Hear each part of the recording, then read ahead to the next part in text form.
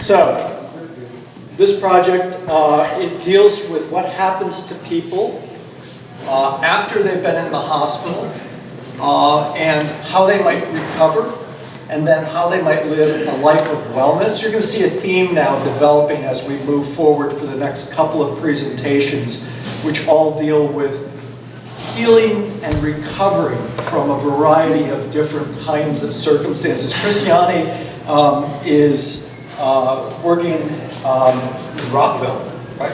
Bethesda. Sorry? Bethesda. Bethesda, well, yeah, they all blur together for me. Bethesda, Rockville, Gaither, I never know the difference. In Bethesda, her thesis chair was James Tillman. Her committee was composed of Madeline Simon and myself, and Christiane, it's all yours, pal. Perfect. Hello, good morning. My name is Christiane Machado. The name of my thesis is Enhancing Recovery, Architecture That Heals. The clicker's not working.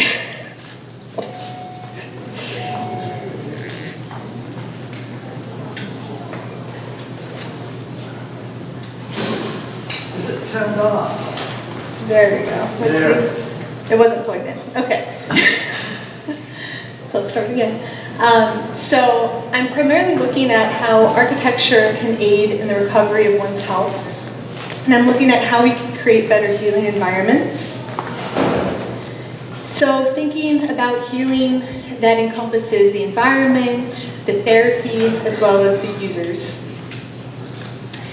And so this presentation will include the past, present, and future of healthcare design, certain design drivers that drove my design, thinking about the users and having certain user profiles, and then finally the design, the selection, and the design approach.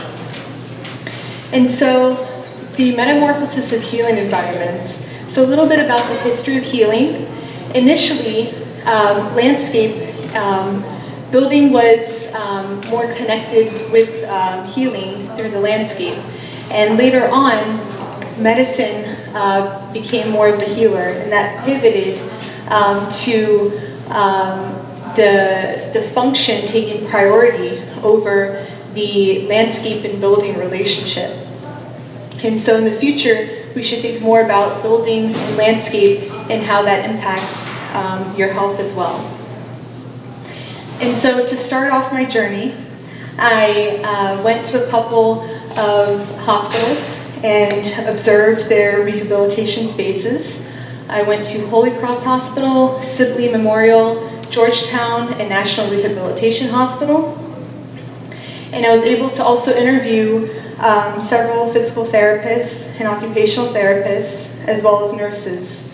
And after asking them if there's anything in the space that they would change, many said that there are no windows, for example, in Holy Cross, and that most of them are vitamin D deficient, as well as others spoke about accessibility and movement in the space. And here are a couple of the images from those spaces and some of those primary observations. And then I started thinking about some opportunities from these observations and thinking about accessibility and privacy and starting to think about how I want these rooms to be designed. And then looking at understanding more of the current healthcare practices and what the future is going towards, I spoke with Jim Curran from RTKL about the current healthcare practices and where the field is going. And he mentioned three major things: the caregiver continuity, which is to encourage family comfort, the entry sequence, and then also fostering connections and enhancing community wellness. And this last portion is something that I focused on in my building as well, is having a connection with the community. And so certain design drivers included biophilic design and understanding how that impacts your health. Biophilia is the innate biological connection with nature. And there are 14 parameters. And studies have shown that some of them, for example, lower your blood pressure, reduce stress, and positively impact your health.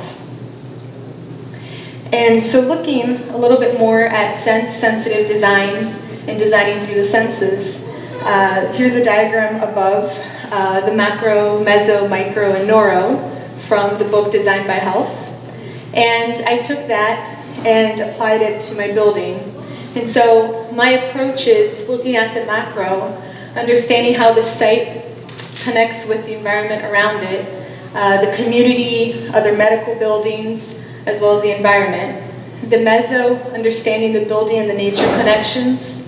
The micro, the rooms design. And finally, the neuro, how all of this impacts your health, ultimately.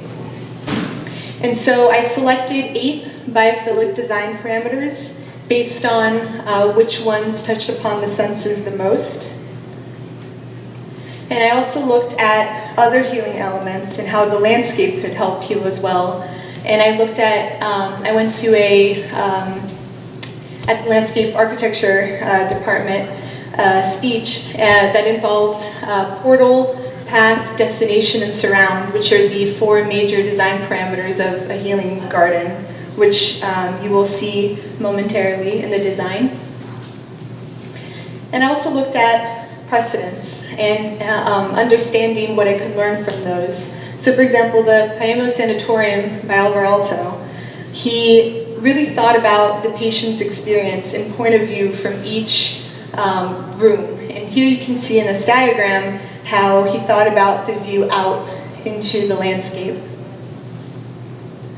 And Maggie centers, which are therapeutic alternative centers for those who need emotional support for cancer, think about this idea of hospitality, this idea of home, and fostering a welcoming environment for those in need.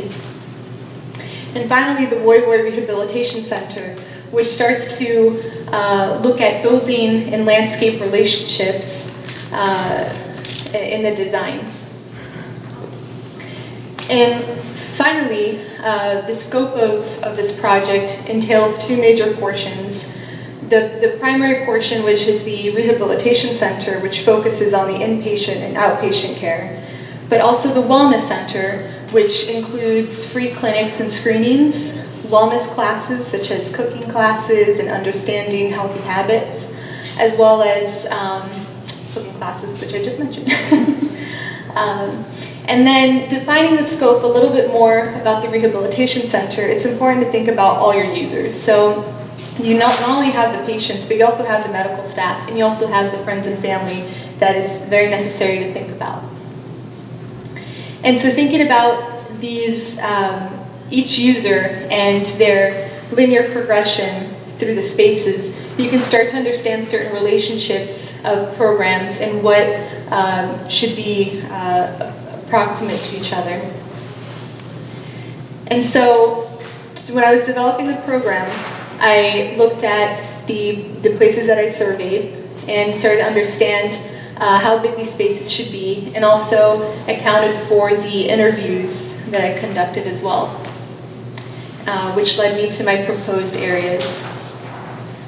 And when I selected a site, I thought about accessibility, vegetation on the site, the medical connection, and as well as site conditions. And through that, I was able to select 4 sites, which I ultimately narrowed down to 3. And I was able to select my site based on those parameters that I mentioned before, the accessibility, vegetation, medical connection. And here you'll see outlined is the site that I selected, the Bethesda vacant lot. It is 3 miles away from Suburban Hospital. And there's also a medical hub catacorner to the site as well. Here are some existing views. It is a vegetated site with a parking lot. And when I started coming up with a design, I spent a lot of time in massing models, both hand-drawn, understanding the relationships, as well as physical models as well. And now I would like to walk you through the design. Here is the site plan. You have the NIH headquarters here, another office building over here. Here's the beginning of the medical hub. You have housing, a band of housing right above, and you have Walter Johnson below the site. And here, you have this entry sequence into the building. You enter through here into this lobby space in the center. And the building is divided into two main zones, as mentioned before. You have the rehabilitation areas, which are the more private areas of the building. And then you have the wellness center, which is the semi-public areas of the building, where you have the classes and the clinic. And then to get a little further into the design, here's the first floor plan, and I'm going to walk you through the sequence. This next section is cutting through this portion of the lobby. So you come in through the drop-off area into the lobby, and you have this transparency in this lobby. You have this view out into the wellness garden, which has a connection with the wellness center. So those who want to understand how to cook healthy, how to garden, they can come here, and that can become part of their classes and take that into the teaching kitchen as well. And then further, that here's the building approach and drop-off area that I mentioned previously. Here is two users, Valentino and Jenny. Jenny is a user of the wellness, yoga, and meditation classes, which you can see here. And then here, we start to transition into the rehabilitation spaces. So going from the lobby into that rehabilitation hub, you have this experience where you're greeted into this significant space for the healing. You have a band of circulation around this space. And then when you enter into that center space, you also have a sensorial experience. So there are a band of aromatic plants as well as a band of water. So you have that sound of water, that soothing experience. And this could be used by the patients as well as the family. So family is coming here and they're waiting for you in this outpatient center. This is a great place for them to be. And then furthermore, in the back of this rehabilitation space, you have these healing spaces. And the nature starts to cascade into the building and approach the building. And you have this relationship between the healing spaces. And you also have horticultural therapy, which Joey, one of the outpatients, attends to. And then here you have, as mentioned before, you have a portal into that healing garden space. It's important to think about all of the users. And so even the staff, they have a view. They're on a mezzanine level. So the outpatients are on the first floor. The staff admin area is the mezzanine level, and the second level is for the inpatients. So they are on the same level as their bed wings. And so here the staffs have a view into that hub, into that therapy space, but they also have a view to the outside.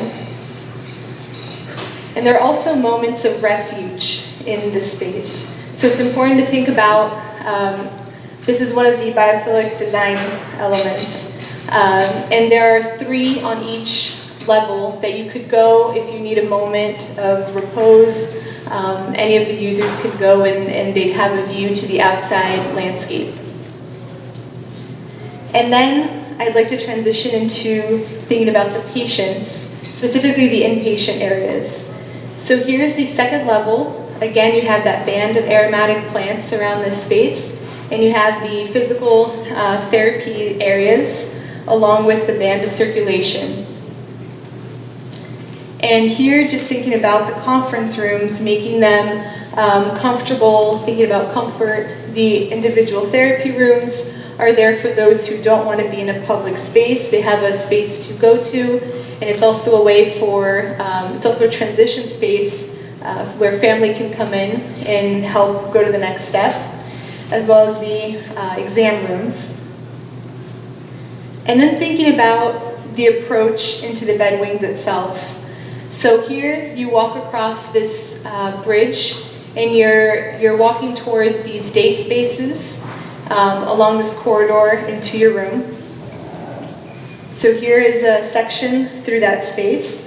One of the bed wings houses a hydrotherapy area, and the patient rooms look out into either the wellness garden or the horticultural therapy portion.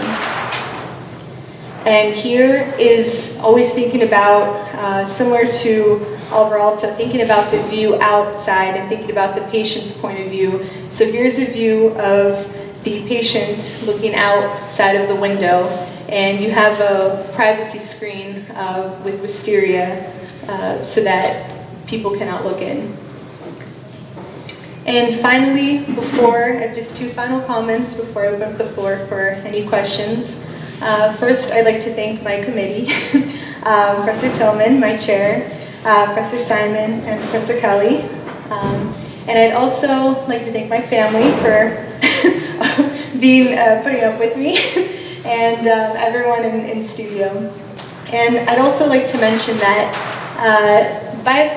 thinking about biophilic design applies not only in healthcare, but in also in other architectural practices as well. If we can design as architects, if we can design spaces that positively affect your health, then I believe that we should be pushing more towards that. And I would like to open up the floor for any questions or comments.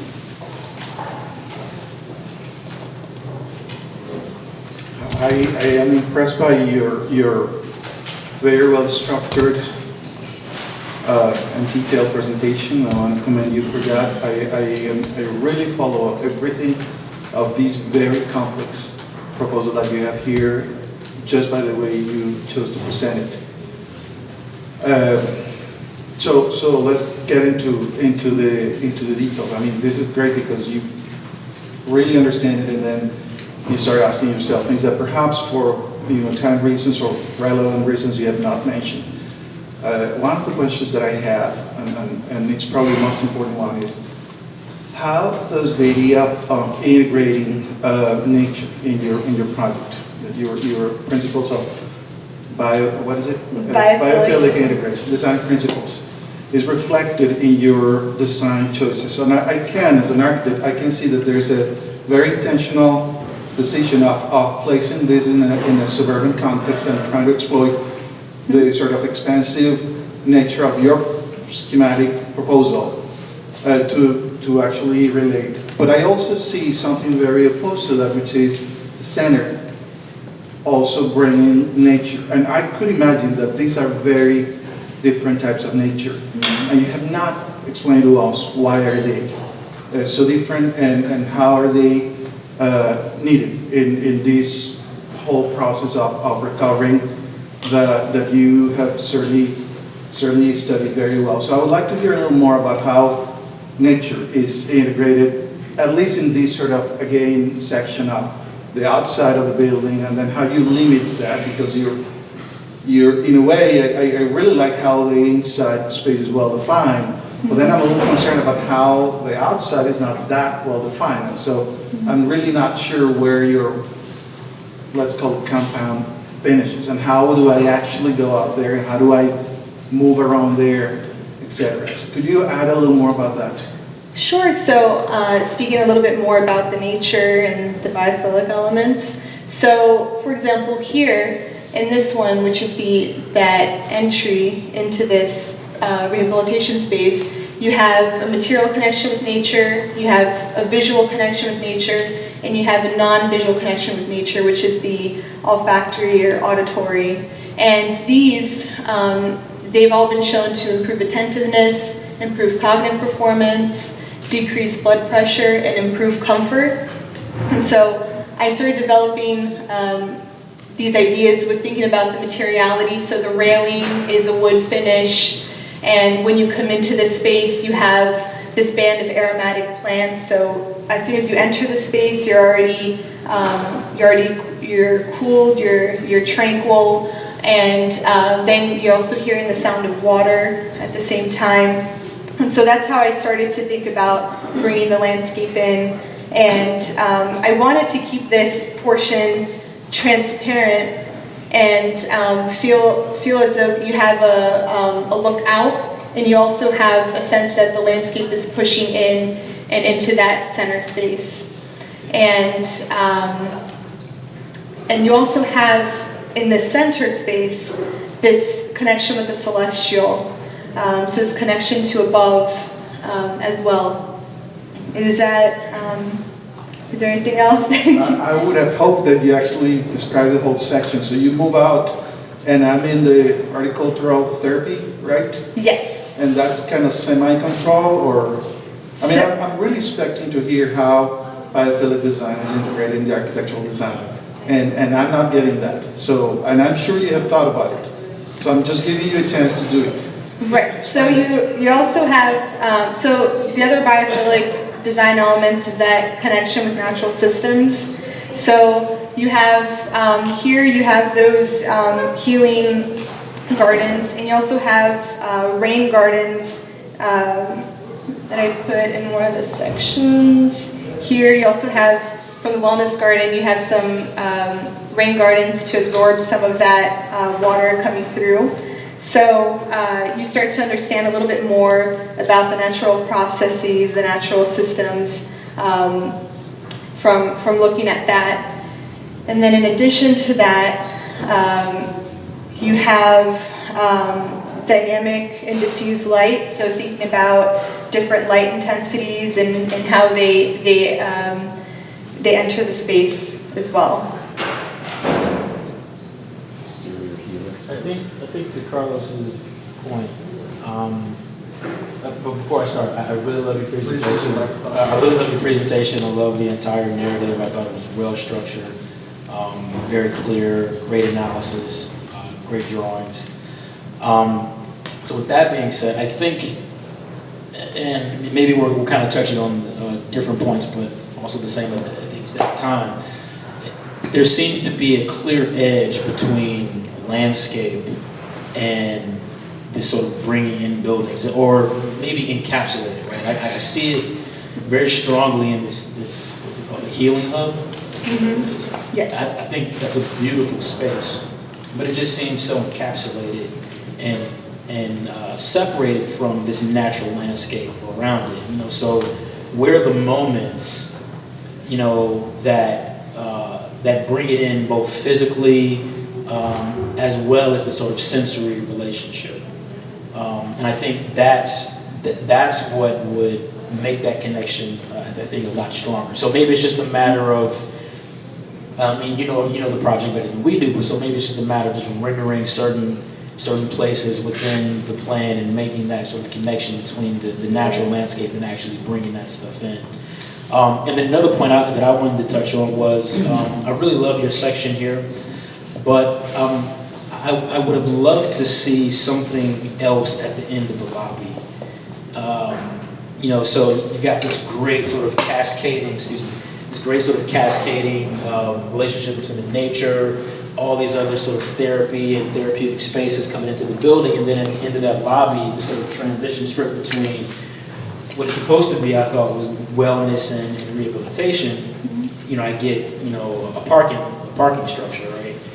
You know, so I think there's a different location, and please feel free to rebuttal, but I think there's a different location for the parking that will allow you to connect this tissue between the duality of, you know, being able to support my wellness as well as being able to support my rehabilitation. Mm-hmm. And, you know, this connective, I think this lobby is the sort of triangular piece, right? Connected. Yes. I think that entire sequence is really good. Just for me, I wish there was something else at the end of that lobby, you know, and I wish the wellness space, the wellness hub, and the the rehab space would really have this duality between each other. Steal that from you for a second. Ask if this would satisfy you. It just strikes me that this is a moment where, just thinking back over the process of this project, where it's been largely dominated by a lot of planning reviews, a lot of adjustment of plan to deal with landscape conditions and contour conditions.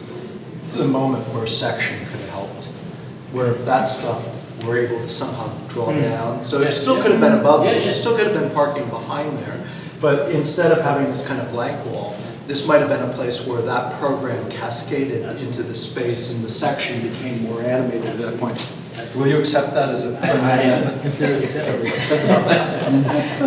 I actually think that's a fantastic idea that would sort of not require too much adjustment. And this is why I think your section is so great. I'm glad we're able to get right into the sort of nitty-gritty of the design because we have all this great information here. So I think that minor adjustment will allow these sort of spaces that are primary to kind of flow a little bit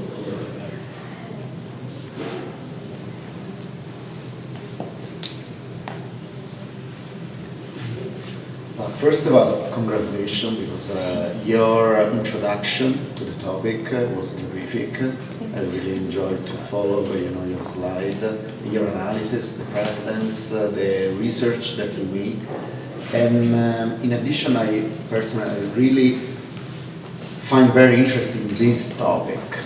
Nowadays in Europe, where everything that I talk about healthcare, it's really updated. So because our community is very old, we don't have problem with the nativity. So very, very interesting, very clear, the master plan, your approach, the relationship with the natural element and how the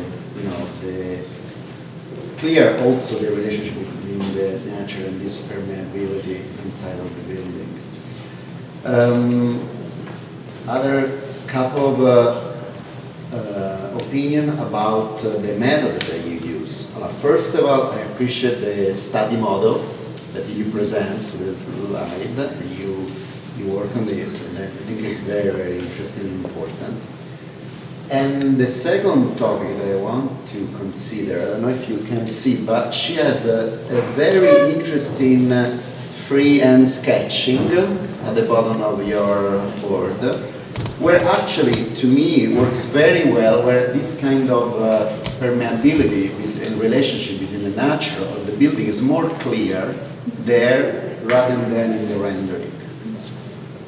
I don't know if maybe because the rendering, I love grayscale in general, but it looks like very dark in some way. Probably that in terms of communication don't help you to make this relationship between the outdoor and the indoor.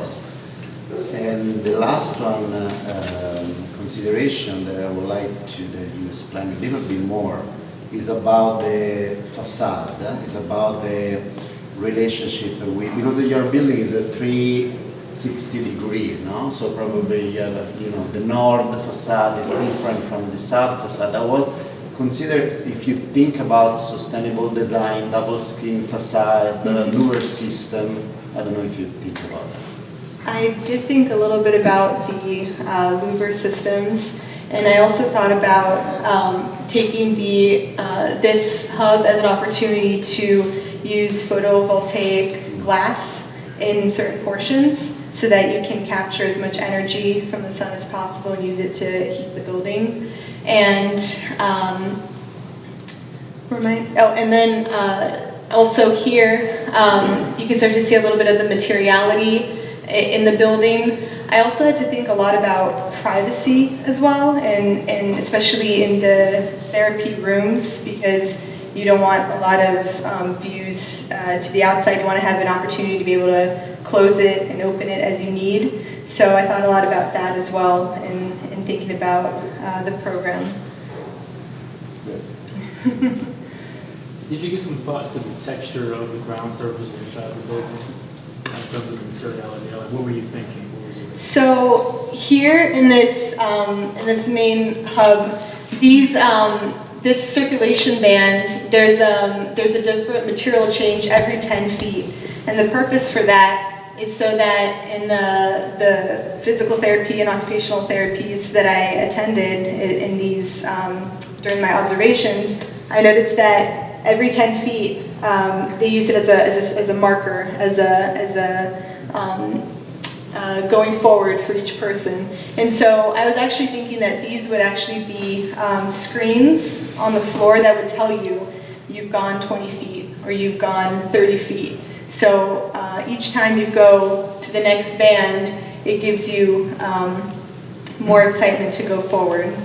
And I was looking at a lot of different wood finishes as well. I know that these surfaces need to be certain surfaces that are easy to walk on, especially for those with wheelchairs or walkers. So I did think about that as well.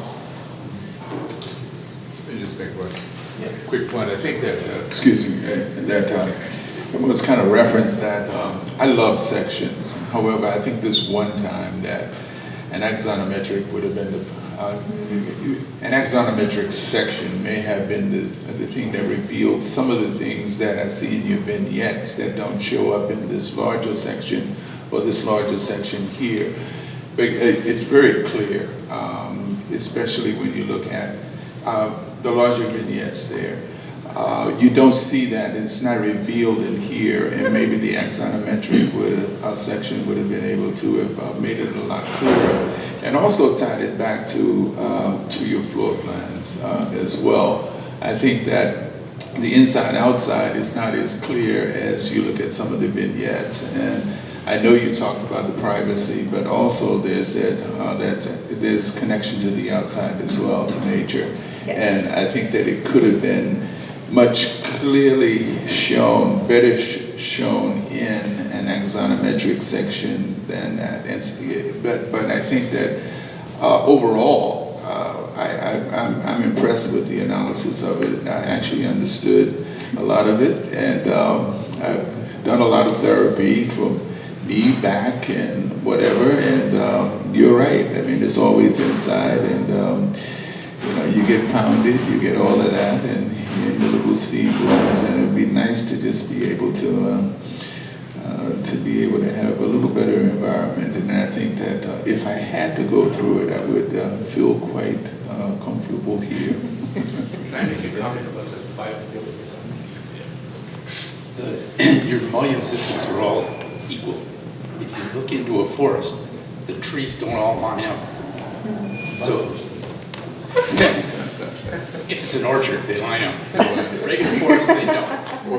You really only need 4 different widths of glass put into kind of a random clustered kind of pattern, and you get a much more biophilic look to the whole building. Because if you think about it, DNA only has 4 words in it, and it describes our whole person.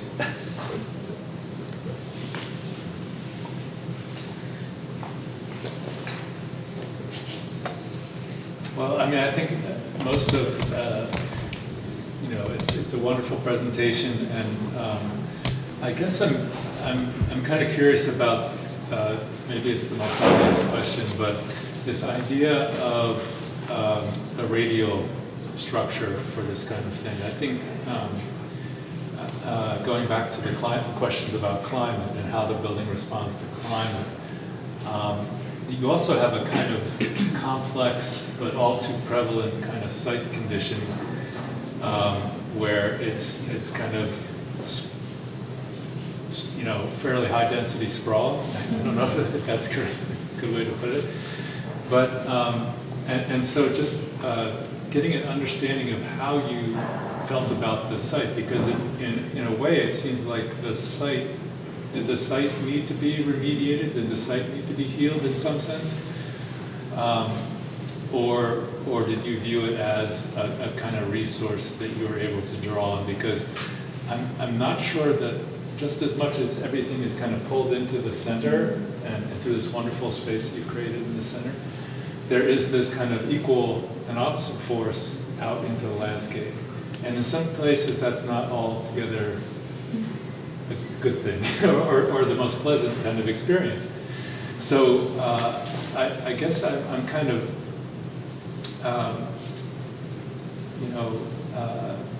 just maybe just thinking about this idea of a kind of putting a building in the center, or really making the space in the center. I mean, you're trying to do both.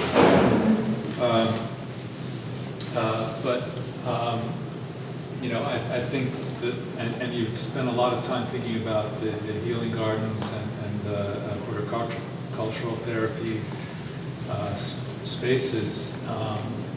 But the entry sequence to me is a little. I mean, I love the transparency to the healing gardens, but in a way, I wish the cars didn't have to have anything to do with that inner band of natural spaces. In other words, if you kind of want to see a whole series of 3 distinct kind of healing spaces that would not have to incorporate, drop off and pick up in the car and all of that. I mean, it's a wonderful, what is it, the view, yeah, the view is very enticing. And then the other thing is the relationship of the wellness spaces to the surrounding context. I think it really pushes them to the foreground in a way.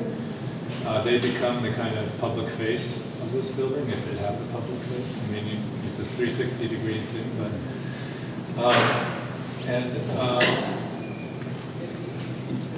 so I'm just wondering if you've thought about that at all, as or did you really try and think of this thing as being completely surrounded in nature? Very good questions.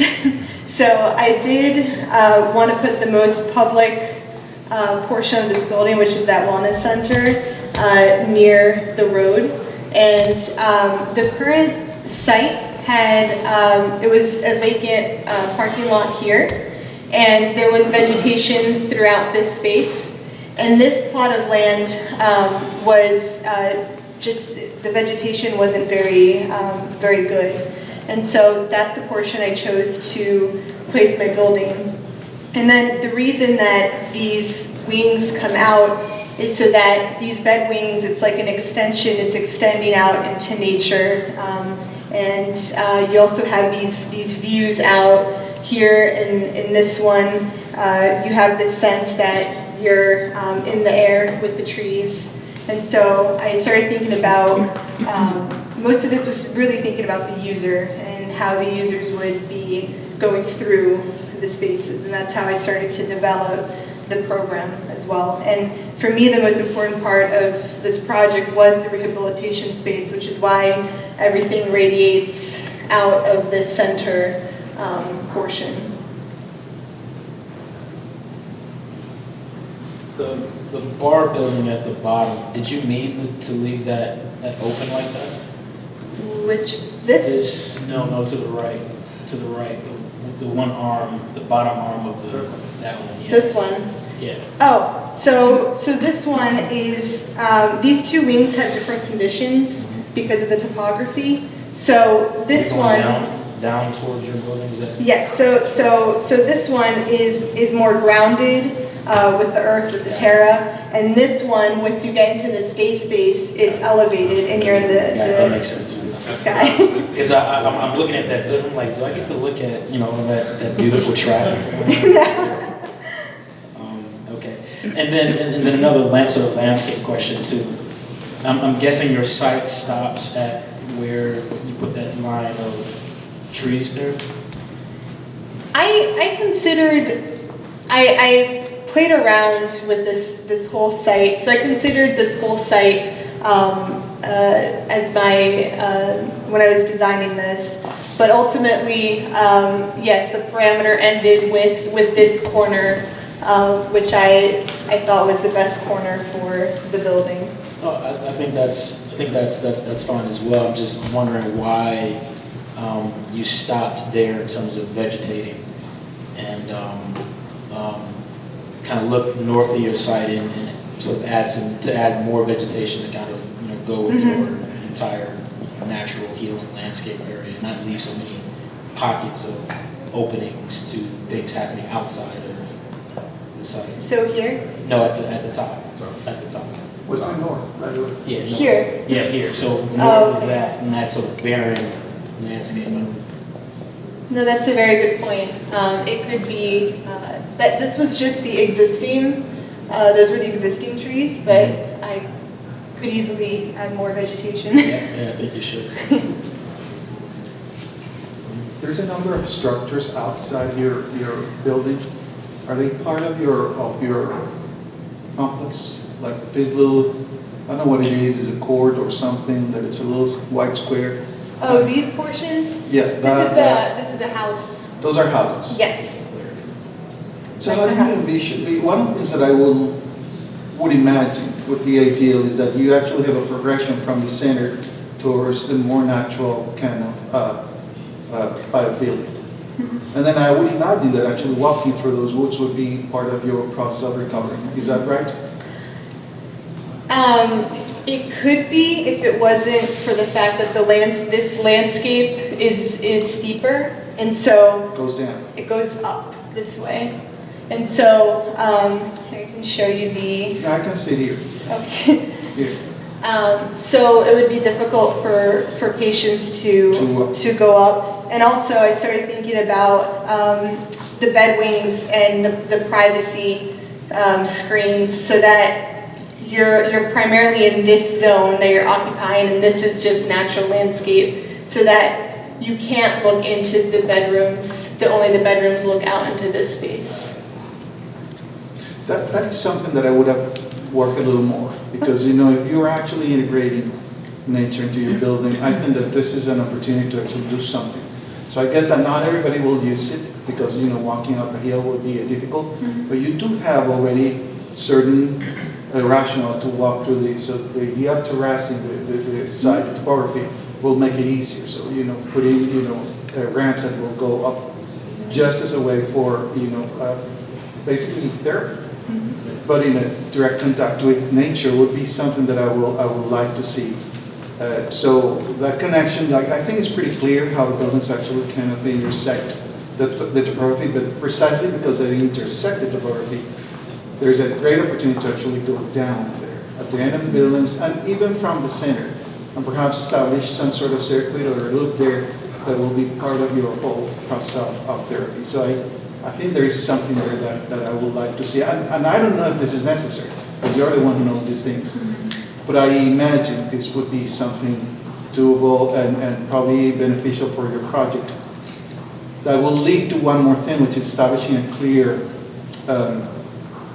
I don't want to say edge or barrier, but difference between what's yours and what's private, which now is not very clear.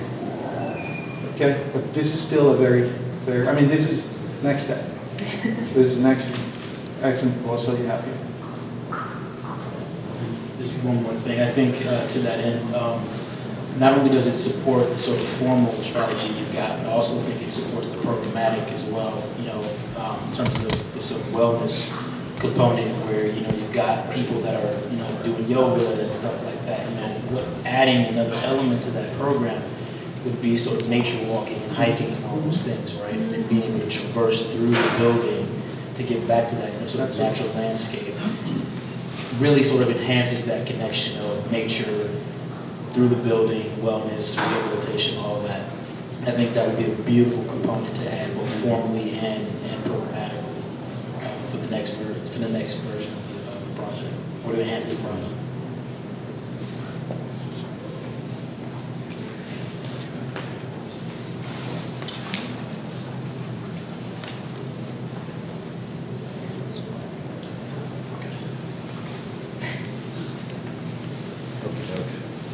I'm the chair, so unless there are any final words here, I get to say a few things, which is such a pleasure.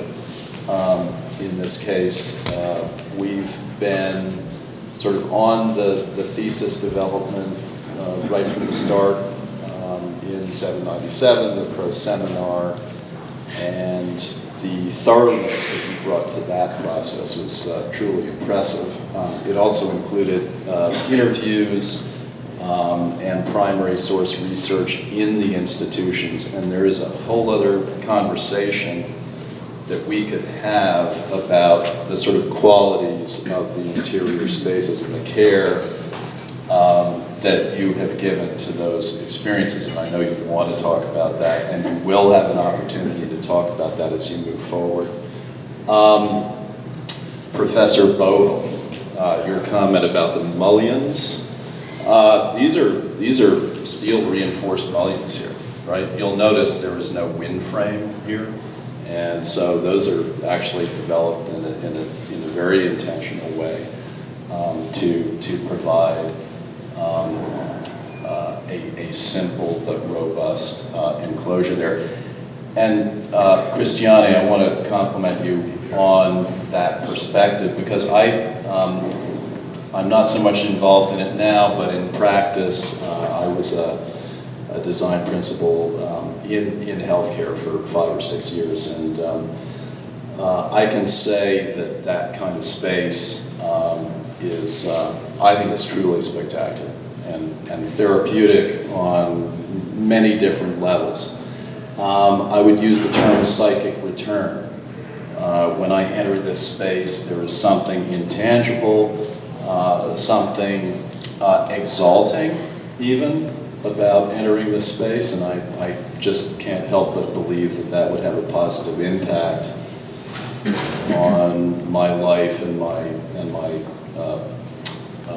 rehabilitation going forward.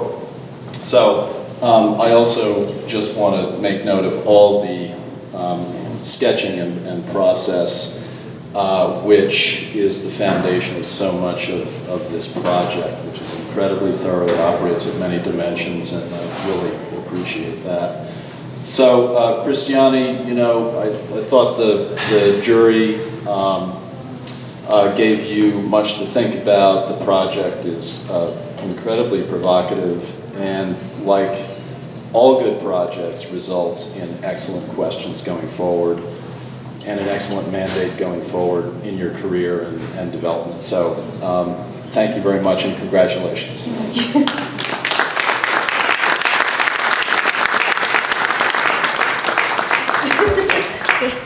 have he could have clearly could have shook hands here. Oh. You don't have to be so abstract about